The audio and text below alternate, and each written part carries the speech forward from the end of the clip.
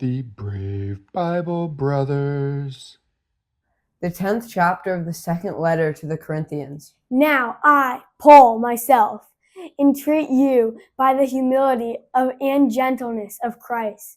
I, who in your presence am lowly among you, but being absent am bold toward you. Yes, I beg you that I may not, when present, show courage with the confidence with which I intend to be bold against some who consider us to be walking according to the flesh.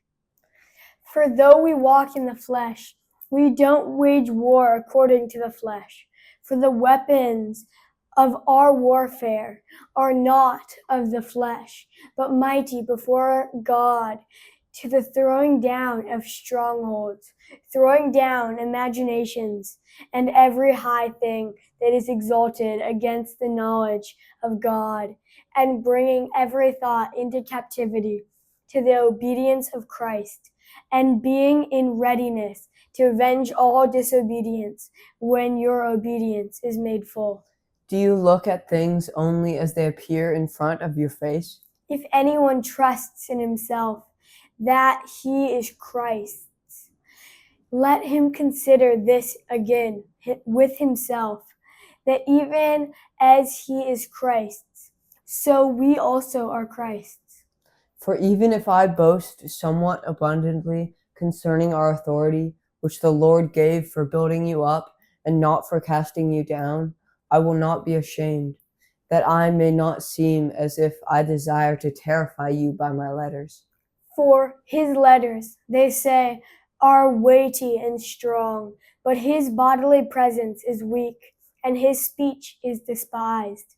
Let such a person consider this, that what we are in word by letters when we are absent, such we are indeed when we are present. For we are not bold to number or compare ourselves with some of those who commend themselves. But they themselves, measuring themselves by themselves and comparing themselves with themselves, are without understanding.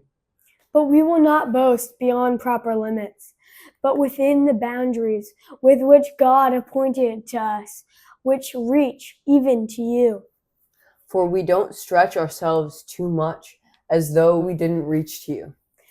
For we came even as far as to you with the good news of Christ, not boasting beyond proper limits in other men's labors, but having hope that as your faith grows, we will be abundantly enlarged by you in our sphere of influence, so as to preach the good news even to the parts beyond you, not to boast in what someone else has already done.